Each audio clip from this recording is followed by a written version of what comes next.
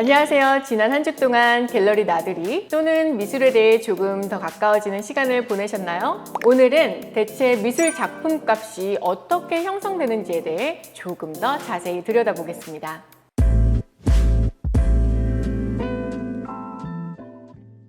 먼저 작품 가치를 논하고자 할 때 반드시 고려해야 하는 요소들이 있습니다. 사이즈, 희귀성, 제작 연도, 작품을 구성하는 복잡한 요소들, 그리고 에디션 수량이 있습니다. 가격 변동성은 마켓 트렌드와 취향, 공급과 수요, 작품 퀄리티에 따라 변화할 수 있습니다. 현대 미술의 작품 값이 어떻게 결정되는지, 왜 이리 비싼지 다들 궁금하시죠? 조금 더 쉬운 이해를 돕기 위해 이전 영상에서 언급한 데미안 허스트 작품을 예로 들어보겠습니다. 허스트가 공개한 바에 따르면 신의 사랑을 위하여의 제작비 내역은 다음과 같습니다. 2천만 파운드, 약 360억 원이 들었다고 합니다. 300년 된 실제 해골의 백금 주물, 총 1106캐럿에 다이아몬드인 8601개, 해골 이마 위에 박힌 큼지막한 핑크 다이아몬드, 백금 주물과 보석 세공을 위한 전문 기술자들의 인건비도 포함됩니다. 데미안 허스트가 말하는 본 작품의 판매가는 대략 900억 원이니 제작비가 판매가의 3분의 1 정도가 됩니다. 여기서 중개 수수료와 세금 등을 제외하고라도 그는 해골을 다이아몬드로 뒤덮는 이 아이디어 하나로 최소 400억 원을 벌어들인 셈입니다. 죽음을 상징하는 해골을 다이아몬드로 뒤덮어 사치에 대한 인간의 덧없는 욕망을 표현하겠다는 아이디어에 대한 대가치고 여러분은 어떤 생각이 드시나요? 물론 허스트가 하루아침에 이러한 무한한 가치의 생산자가 된 것은 아닙니다. 그에게도 무명 시절이 있었고 당시 그에게 돌아간 몫은 훨씬 소박했습니다. 그에게 세계적 명성을 가져다 준 살아있는 자의 마음속에 있는 죽음의 물리적 불가능성, 일명 상어의 경우 요즘에도 최소 100억 원 이상으로 추정되지만 처음 판매될 때는 단 1억 원에 불과했습니다. 상어를 처음 구매한 사람은 광고계의 거물이자 유명 컬렉터인 찰스 사치로 알려져 있습니다. 그가 그때 지불한 가격은 단 1억 원이었죠. 제작비와 중개 수수료를 감안하면 작가에게 돌아간 몫은 그렇게 크지 않았을 것입니다. 허스트가 호주에서 구매한 4.6m짜리 상어 한 마리의 가격은 대략 1만 달러로 알려져 있습니다. 여기에 포르말린 용액과 대형 수족관을 만드는 비용을 더하면 제작 원가는 약 2만 달러로 추정할 수 있습니다.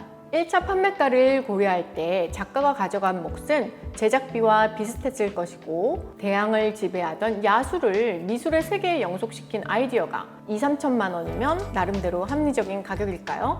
사실 데미안 허스트라는 이름은 오늘날 명품 브랜드의 상표처럼 되었기 때문에 그의 작품의 제작 원가를 따지는 것은 무의미해 보이기도 합니다. 1.5m짜리 상어가 그의 손을 거치면 수십억 원을 거래되고 조수를 고용해서 그린 회화 작품에 그의 서명이 추가되면 가격은 수억 원으로 뜹니다. 하지만 이러한 천문학적인 액수로 거래되는 현대 스타 작가의 작품도 그 제작 원가를 한 번쯤 따져보는 것은 무의미한 일은 아닙니다. 미술 작품의 가격을 정할 때 제작비가 1차적인 기준이 될 수 있기 때문입니다. 허스트의 상어가 신의 사랑을 위하여보다 상대적으로 저렴한 이유는 일단 두 작품의 제작 원가가 상당한 차이를 드러내기 때문입니다. 제작비가 2만 달러인 상어가 제작비가 300만 달러인 신의 사랑을 위하여와 동일한 가격으로 거래될 수는 없겠죠. 또 만에 하나 그의 작품 가격이 폭락한다면 이때 그의 작품에 대한 감정 평가액은 결국 생산 원가 또는 제작비에 따라 정해질 것입니다. 이처럼 제작비는 작품 가격을 정할 때 중요한 역할을 합니다. 여기에 작가의 창의적 가치를 추가하면 작품의 거래가가 형성됩니다. 창의적 가치란 미학적으로 말하면 작품의 예술성이고 상업적으로는 작품의 브랜드 가치 또는 투자 가치에 해당되겠죠. 종합하면 작품 가격은 제작비 플러스 창의적 가치라는 공식이 도출됩니다. 여기에 경매 수수료 10에서 20% 등 판매 방식에 따른 적절한 수수료를 추가하면 최종가를 계산해 볼 수 있습니다. 미술품을 결정하는 공식에서 제작비는 측정 가능한 일종의 상수지만 창의적 가치는 시대와 지역뿐만 아니라 변동폭이 너무나 큽니다.